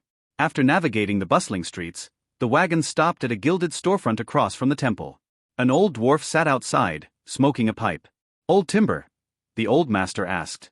Who's asking? Old Jock said you buy perfectly legal merchandise. The dwarf's eyes lit up as he inspected the unconscious slavers in the wagon. We don't usually deal in sun elves. Too much trouble, he muttered. Then I'll find someone else, the old master said, turning to leave. Wait. I'll make an exception, Timber relented. 1 gold each, 10 for the elf. Double it, the old master countered. After a tense pause, the dwarf agreed, gesturing for his men to haul the captives away. Coins exchanged hands, and the old master pocketed them with a satisfied smile. #### the Emperor's letter. In another part of the world, Lily and Yulian approached a grand casino in a prosperous yet morally dubious city. Welcome to the Grand Ash Auction, a guard greeted them. Do you have an invitation? Tell your young master Liam that someone is here regarding his debt, Lily said firmly, handing over a golden bill. The guard's eyes widened at the sight of the note and quickly escorted them inside. Liam arrived shortly, flanked by his guards. He took one look at the letter and turned pale. Saved your life 4 times *40 lives. Fed you 22 cans of superior beans *220 cans. Gave you 1 authority point *10 authority points. Training costs $112 million. Pay my representative by the end of the day, or you will be considered a slave.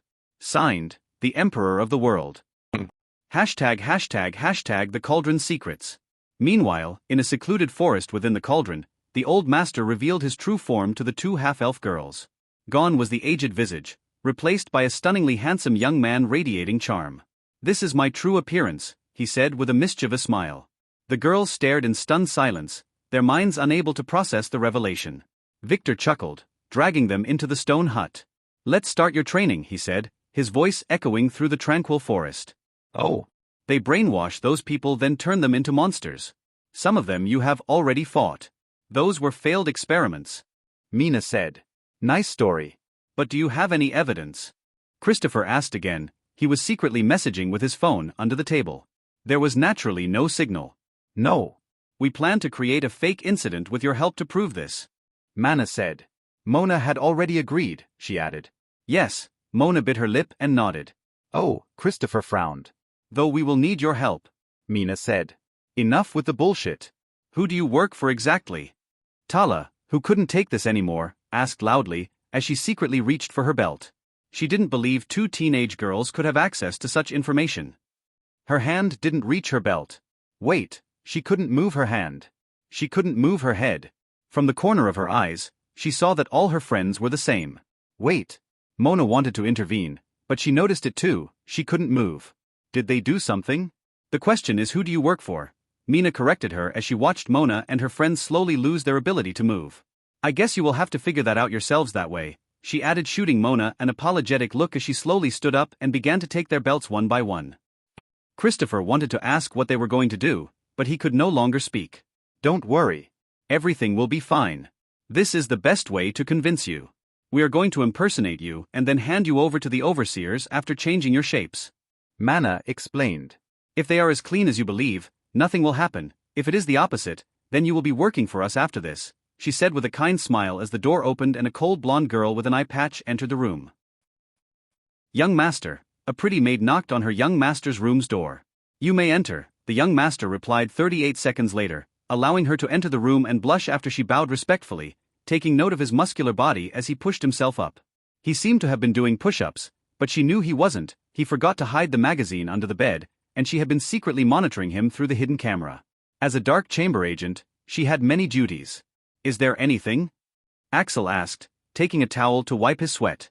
He had been working out really hard. Being a player, he had a lot of energy to waste. "Yes," Master Olaf called.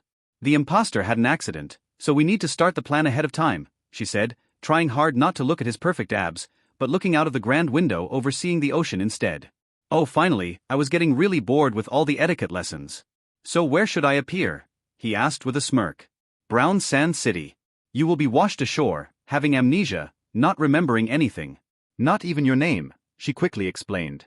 "We will be giving you a pill for that, to make sure no one suspects you. You will regain your memory after 2 weeks, she explained, looking at him then away again while blushing. "Making sure to appear like a pure maiden." "I know, Uncle Olaf has already explained everything," he nodded. "How will the meetup happen?" "A trusted elder from the family will accidentally find you with you there and inform your father." "Everything should be fine," she said. "Good," Axel nodded. "What exactly happened to the imposter?" he asked just as the maid was about to bow and leave. "Ah. "I am not sure, but he seemed to have been caught in an accident when he took advantage of the ongoing coup in an attempt to make it like he saved the matriarch's life," the maid said. "He was sucked inside some SSS-ranked dungeon gate and went missing." "Oh. A coup." Axel frowned. "Yes, the family has many factions, that's why our operation is so secretive. According to Master Olaf, things in the family will be sorted out briefly when the matriarch restores order, and this would be our chance to make things right." "That's all I was told," the maid shrugged. "Fine. "I guess I will figure things out one by one," he said. It was his time to take what was rightfully his at last. It was early morning, yet the von Weiss's main island was packed full with all kinds of aspiring young heirs who hurried here from all around the world. The family was going to choose elite heirs and they knew this was their chance. One by one, they headed to the family's grand arena where the tests would take place. In the arena, on the top floor in a hall overseeing the entire event, all the high-ranking elders gathered to work as judges and oversee the situation.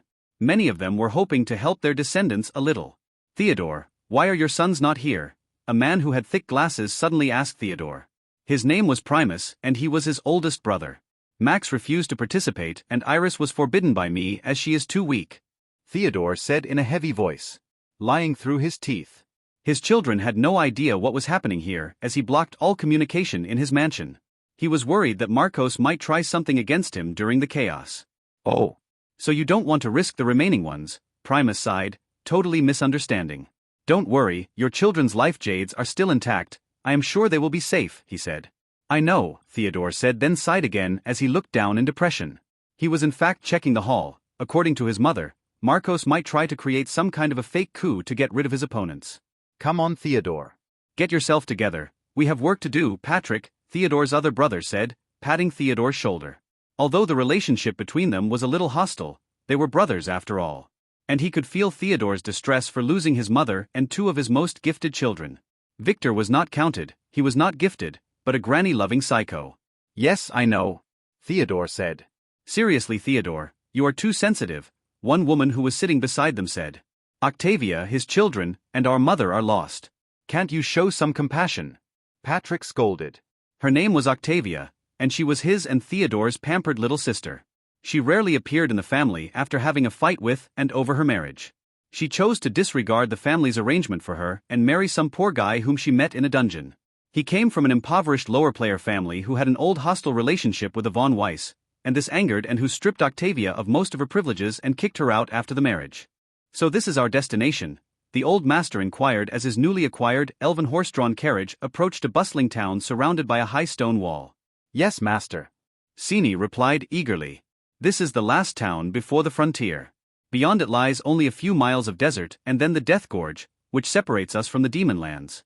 She quickly added, I suppose you've been in seclusion for quite some time, so you might not know much about this region. Death Gorge? He asked, raising an eyebrow. Yes, it's a massive and deep ravine that no one has ever fully explored. It spans the entire width of the continent, with only a few bridges connecting the two sides, Sini explained. It used to be the border of an ancient human empire. After that empire fell, it became the first line of defense against the demons. Although the demons have crossed it many times, overwhelming the defenses with sheer numbers, the temple has always managed to push them back. The temple? The old master asked, his curiosity piqued. Was I in seclusion for so long that the world changed this much? The Defenders Temple, Yos chimed in, is a multi-racial organization. It was originally a minor sect warning about the demon threat, but no one believed them until the demons first invaded 300 years ago. Since then, they've grown into the strongest force, repeatedly defeating the demons.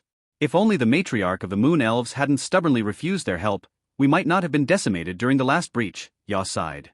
How could someone offering help selflessly be seen as bad? Oh. They do sound sketchy as hell, the old master muttered under his breath. Do they control this region now? Yes. They oversee the border towns after the world's kingdoms withdrew their forces, deeming the desert not worth protecting. They also have missionaries worldwide, hunting demons even in hiding. They don't discriminate against any race, Sini explained. I see. Do they also monopolize the sale of demon-repelling weapons? He asked. Yes. Their weapons and techniques are incredibly effective, Yos said. They can even cure demon poisons. How convenient, the old master remarked. Can anyone join them? Only powerful individuals, and recruitment is handled directly by their bishops, Sini answered. Master would surely qualify. I'm sure I would, he said as the carriage approached the town gate, guarded by two burly half-ogre sentinels. Halt, one guard commanded, stepping forward. What's your business here? He asked, eyeing the cage of unconscious captives in the wagon. Merchandise for the market, the old master replied casually. It's already noon, the guard noted suspiciously. Selling at a loss then, the old master shrugged. Do you have the proper paperwork? The guard pressed. And an ID? Of course, the old master said, slipping a small pouch of coins into the guard's hand. Everything seems in order, the guard said after a quick glance. Carry on. By the way, do you know an honest dealer who might buy some perfectly legal merchandise? The old master inquired, tossing a silver coin to the guard. Old Timber on the street next to the temple. Tell him old Jock sent you, the guard replied. #### the chaotic town. As the wagon entered, the town revealed itself in all its chaotic glory. Beggars, refugees, merchants, and adventurers thronged the streets. Humans, elves, dwarves, and half-breeds mingled in a cacophony of noise and activity. The town is considered safe because crime is strictly forbidden, Sini explained. Many prefer living on the streets here to the danger outside, where they risk being kidnapped and sold. But I don't see any guards, the old master observed. The temple doesn't employ guards, Sini replied. Instead, they use an artifact to detect crimes. If something happens, priests are dispatched immediately. That doesn't make sense. Selling slaves in public isn't a crime, he asked, frowning. I'm not sure. But I heard of a thief being caught this way once, Sini said. #### dealing with old timber. After navigating the bustling streets, the wagon stopped at a gilded storefront across from the temple. An old dwarf sat outside, smoking a pipe. Old timber? The old master asked. Who's asking? Old Jock said you buy perfectly legal merchandise. The dwarf's eyes lit up as he inspected the unconscious slavers in the wagon. We don't usually deal in sun elves. Too much trouble, he muttered. Then I'll find someone else, the old master said, turning to leave. Wait. I'll make an exception, Timber relented. 1 gold each, 10 for the elf. Double it, the old master countered. After a tense pause, the dwarf agreed, gesturing for his men to haul the captives away. Coins exchanged hands, and the old master pocketed them with a satisfied smile. #### The Emperor's Letter. In another part of the world, Lily and Yulian approached a grand casino in a prosperous yet morally dubious city. Welcome to the Grand Ash Auction, a guard greeted them. Do you have an invitation? Tell your young master Liam that someone is here regarding his debt, Lily said firmly, handing over a golden bill. The guard's eyes widened at the sight of the note and quickly escorted them inside. Liam arrived shortly, flanked by his guards. He took one look at the letter and turned pale. Saved your life 4 times *40 lives. Fed you 22 cans of superior beans *220 cans. Gave you 1 authority point *10 authority points. Training costs $112 million. Pay my representative by the end of the day, or you will be considered a slave. Signed, the Emperor of the World. #### The Cauldron's Secrets. Meanwhile, in a secluded forest within the cauldron, the old master revealed his true form to the 2 half-elf girls. Gone was the aged visage, replaced by a stunningly handsome young man radiating charm. This is my true appearance, he said with a mischievous smile. The girls stared in stunned silence, their minds unable to process the revelation. Victor chuckled, dragging them into the stone hut. Let's start your training, he said, his voice echoing through the tranquil forest. So this is our destination? The old master inquired as his newly acquired elven horse-drawn carriage approached a bustling town surrounded by a high stone wall. Yes, master. Sini replied eagerly. This is the last town before the frontier. Beyond it lies only a few miles of desert and then the Death Gorge, which separates us from the demon lands. She quickly added, I suppose you've been in seclusion for quite some time, so you might not know much about this region. Death Gorge? He asked, raising an eyebrow.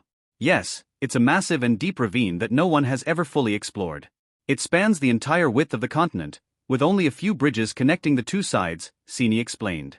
It used to be the border of an ancient human empire. After that empire fell, it became the first line of defense against the demons. Although the demons have crossed it many times, overwhelming the defenses with sheer numbers, the temple has always managed to push them back. The temple? The old master asked, his curiosity piqued. Was I in seclusion for so long that the world changed this much? The Defender's Temple, Yos chimed in, is a multiracial organization. It was originally a minor sect warning about the demon threat, but no one believed them until the demons first invaded 300 years ago. Since then, they've grown into the strongest force, repeatedly defeating the demons. If only the matriarch of the Moon Elves hadn't stubbornly refused their help, we might not have been decimated during the last breach, Yos sighed. How could someone offering help selflessly be seen as bad? Oh. They do sound sketchy as hell, the old master muttered under his breath. Do they control this region now? Yes. They oversee the border towns after the world's kingdoms withdrew their forces, deeming the desert not worth protecting.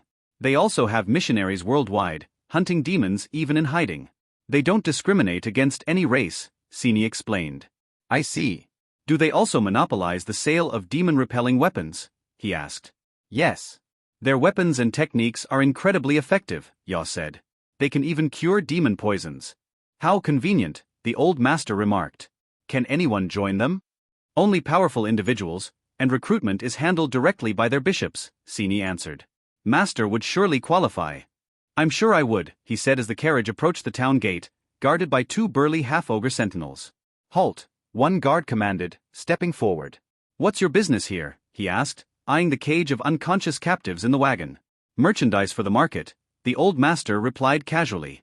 It's already noon, The guard noted suspiciously. Selling at a loss then, the old master shrugged. Do you have the proper paperwork? The guard pressed. And an ID? Of course, the old master said, slipping a small pouch of coins into the guard's hand. Everything seems in order, the guard said after a quick glance. Carry on.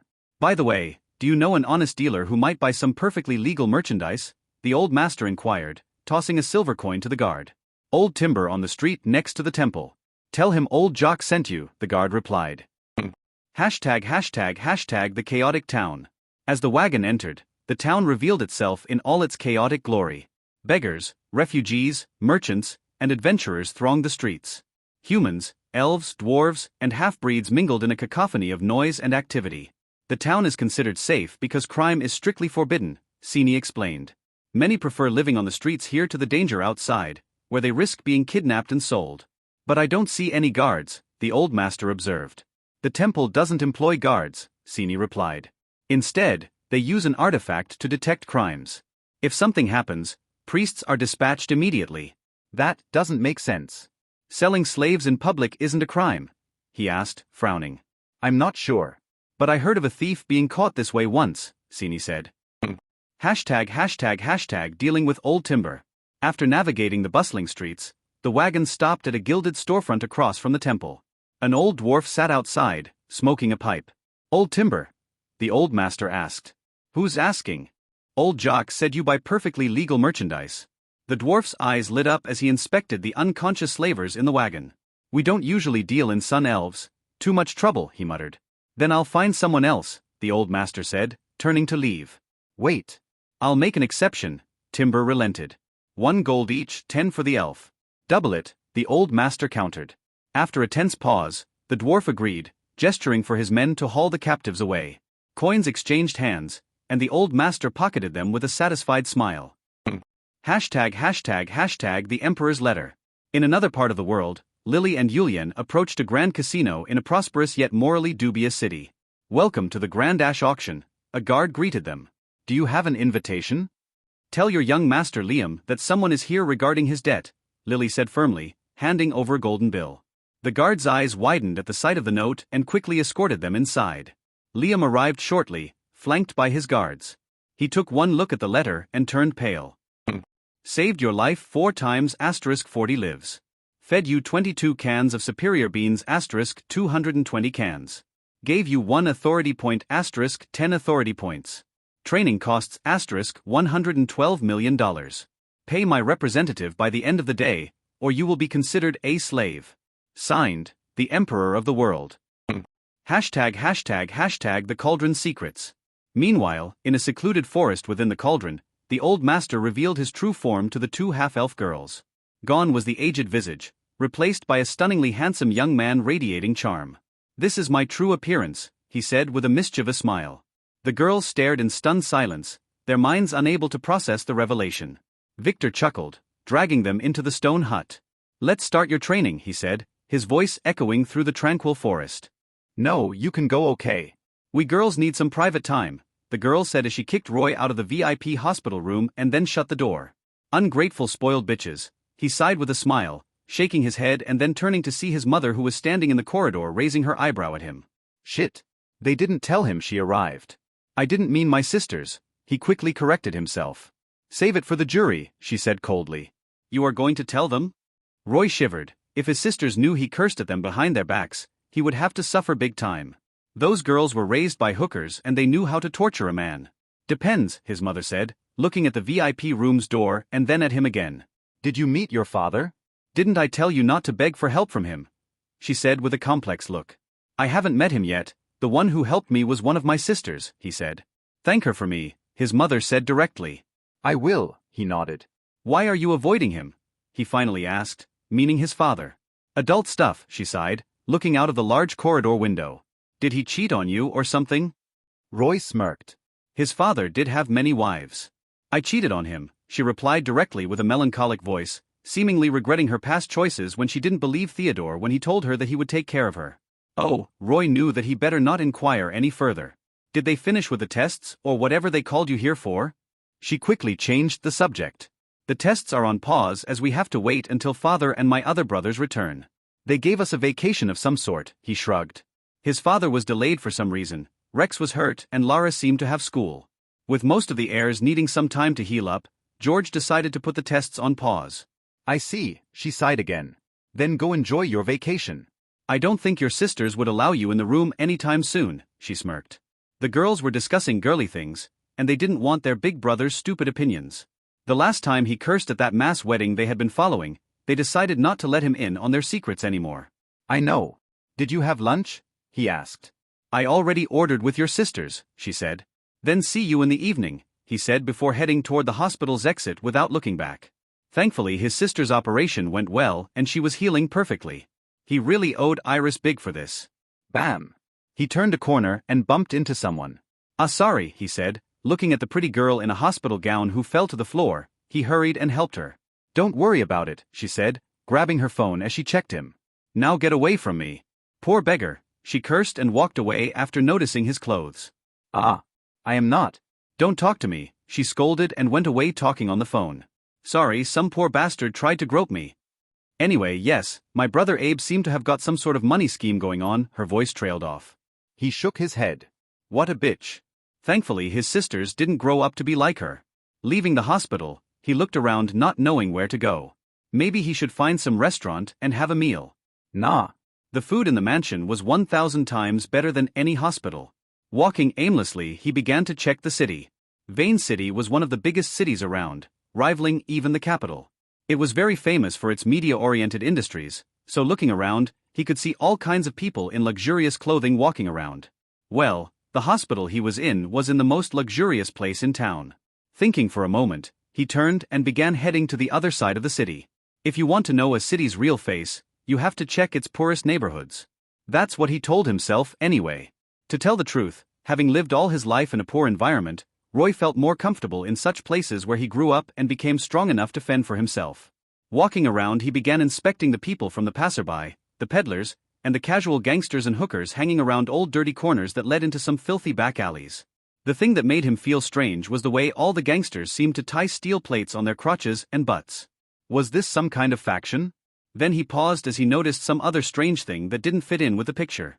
A group of little girls in school uniforms were following some evil-looking man who had an evil smile plastered on his face. They were being led by none other than his little sister, Lara, who seemed to be talking to that man. No, more likely she was getting scammed. Shit. He wanted to go help, starting to run in Lara's direction, but paused, taking 3 steps, remembering the pain in his arm. Slowing down, he decided to just follow her from behind. Still, just in case, he took the phone and called Iris. Although he didn't know Lara for long, she was a very nice girl, and as the elder brother he had to take care of her. In the Von Weiss Arena, the test started as planned. It might be called a test, but in fact, it was just a regular tournament where every heir had to fight others at random to collect points. The more you could fight, the higher points you would get. Zed clenched his fist as he watched his sister Zola get kicked out of the arena by an arrogant girl. This was her 5th loss. Filthy blood, the person who beat her said, turning back and stepping down before the referee could announce her winning. Zola, are you okay? Zed asked as he ran to his sister's side. Blood was seeping out of her nose. I am fine, Zola, who was a strong girl, said, whipping her nose as she stood up.